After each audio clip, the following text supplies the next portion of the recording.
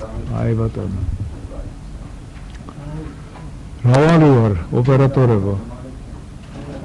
რავალი ვარ.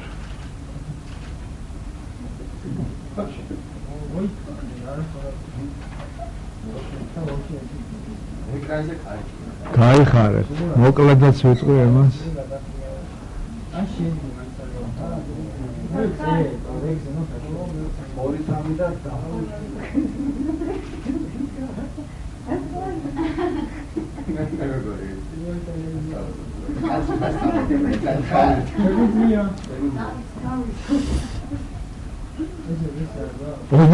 ოქტომბერს დაინიშნა პრეზიდენტის არჩევნები, დიდი მოვლენა არის საქართველოში, მაგრამ მინდა გითხრათ, რომ არის ერთი უმნიშვნელოვანესი საკითხი, რომელიც ახასიათებს პარლამენტის წევრობის კანდიდატებს, რომელიც ახასიათებს ადგილობრივი თვითმმართველობის კანდიდატებს, ეს არის ოდვარის შეზღუდვა არჩევნებში მონაწილეობისა და ესეთი შეზღუდვა არ გააჩნია თანამდებობრივი პრეზიდენტად დასახელებულ კანდიდატებს.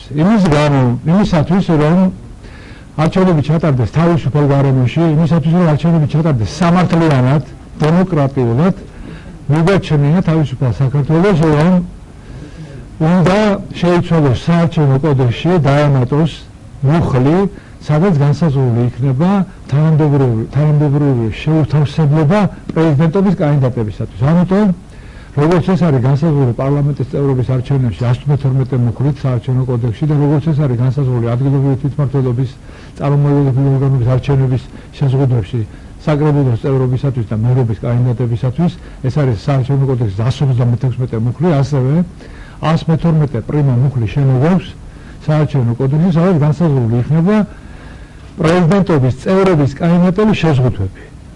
ეს ეხება როგორც თანამდებობის პირებს, სახელმწიფო თანამდებობის პირებს, ეს არის აღმასრულებელი ხელისუფლების წარმომადგენლები და ეს არის ჩამონათვალი, მეორე ეს ეხება ასევე პარლამენტის წევრებსაც. მინდა გითხრათ, რომ ადრე 2006 წელს შემოღებული იქნა ნორმა, რომ პარლამენტის წევრობის კანდიდატი დააპირებდა საკრებულოში არჩევნებში მონაწილეობას, მას უნდა მოეხსნა პარლამენტის წევრობა. შემდგომში ეს მუხლი გაუხდა, მაგრამ ჩვენ ვფიქრობთ, რომ ეს არის შემოსატანი, რათა შეიძინოს მნიშვნელობა პრეზიდენტობის კანდიდატმა, ანუ არ იყოს ადვილი მაგალითად პრეზიდენტობის კანდიდატურის მოპოვება.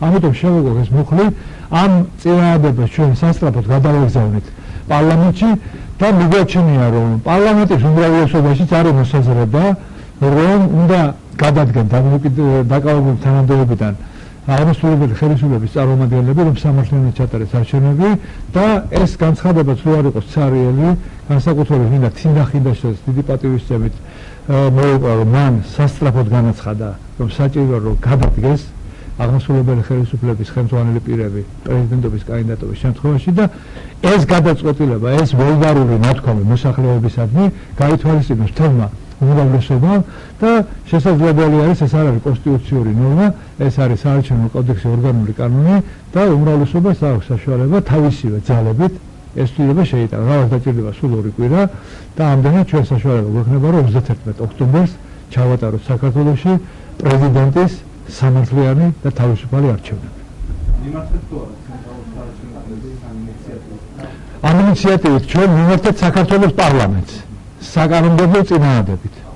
ეს მათ შეუძლიათ უკვე გაიზიარონ როგორც ინიციატივა და 2 კვირა მაქსიმუმ 20 დღე დაჭირდეს ამ საკანონმდებლო ცვლილებას.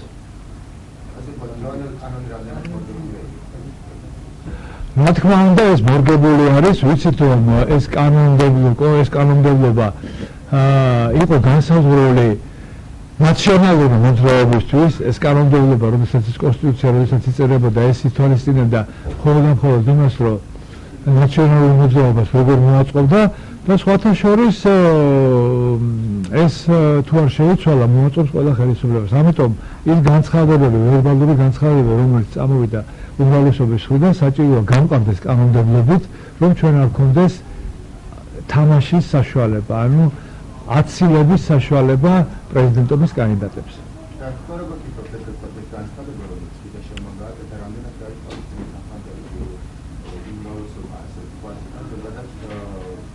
მე იმედი მაქვს, რომ გაითვალისწინებს, რომ მათი განცხადებები არ არის მხოლოდ სარელი სიტყვები. ჩვენ პიარზე დამყარებული პოლიტიკა ვნახეთ. 9 წელიწადში ჩვენ ვნახეთ პიარზე დამყარებული პოლიტიკა, რომელმაც არანაირი შედეგი არ მოიტანა არც მოსახლეობისათვის და მინდა გითხრათ არც სააკაშვილისათვის. იმიტომ რომ სააკაშვილისათვის შემოbrunდა ეს ხელოვნურად გაკეთებული ყველა კონსტიტუციური ცვლილება მის საწინააღმდეგოდ. ამიტომ ვფიქრობ, რომ ჩვენ უნდა მოვიდგეთ ამ საქმეს სერიოზულად, პიარზე არ უნდა ავაგოთ ჩვენი პოლიტიკა და ჩვენი სახელმწიფო, ქართული სახელმწიფო საქართველოს მოსახლეობის ინტერესების შესაბამისად წავიყვანოთ. ანუ მოვარგოთ ეს ქვეყანა ობიექტურ კანონმდებლობას, ობიექტურ კონსტიტუციას. ამით გაიმარჯვებს როგორც მოსახლეობა, ასევე ხელისუფლებაში მყოფი პირები. კი ბატონო. ევათ მაშინ ვილაპარაკებ იმაზე, რა ქვია, დიდი პრობლემები არის შექმნილი ახლა ახლო აღმოსავლეთში. სირიის პრობლემა, იცით, როგორ სიტუაციაში არის, ეგვიპტის პრობლემა არის ძალიან მნიშვნელოვანი. ფაქტობრივად 15 მილიონამდე კაცი არის გამოსული უკვე ეგვიპტეში ქუჩაში და ეს ქვეყნები არის ახლო აღმოსავლეთის ქვეყნები, რომლებიც უშუალოდ ესაზღვრება საქართველოს და ამიტომ ძალიან მნიშვნელოვანია ამ პროცესში საქართველოს შიდა სტაბილურობა. 31 ოქტომბრის არჩევნებით და ეს პერიოდიც უკავშირდება ერთგვარად აი ამ პროცესებს, ამ სტაბილურობას. ამიტომ მიმოჩენია, რომ საგარეო პოლიტიკური კურსი ჩვენი არ უნდა იყოს ჩამოკიდებული მხოლოდ და მხოლოდ ერთ ქვეყანაზე, ამერიკის შეერთებულ შტატებზე. მე ვფიქრობ, ჩვენ უნდა გქონდეს მრავალმხრივი საგარეო ურთიერთობები, რომელიც გულისხმობს ურთიერთობებს გერმანიის ფედერაციულ რესპუბლიკასთან, ურთიერთობებს საფრანგეთთან, ურთიერთობებს იტალიასთან, ურთიერთობებს რუსეთთან. ეს ის ქვეყნებია, რომლებიც აქტიურად არიან ჩართულები ახლო აღმოსავლეთის პროცესებში და ამით ვფიქრობ, ჩვენ გვექნება, ესე იგი, არ ვიქნებით ჭურში.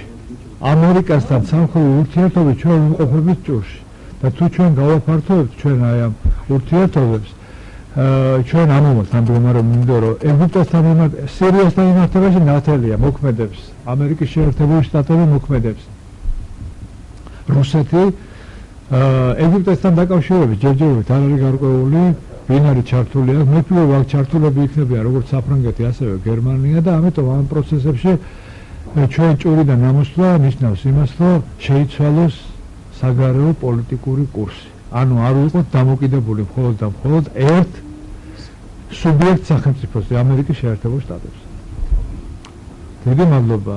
მოკლედ თქვენ სილამაზეს ვერ დააგლო ვერაფერი, ვერ შაშიაშვილის მოსვლამ, ვერ მართლმადიდებლად მშობელთა კავშირი და ვერ ჩემო გამოსვლა. ესეც თუ ჩაიწერეთ ახლა ესე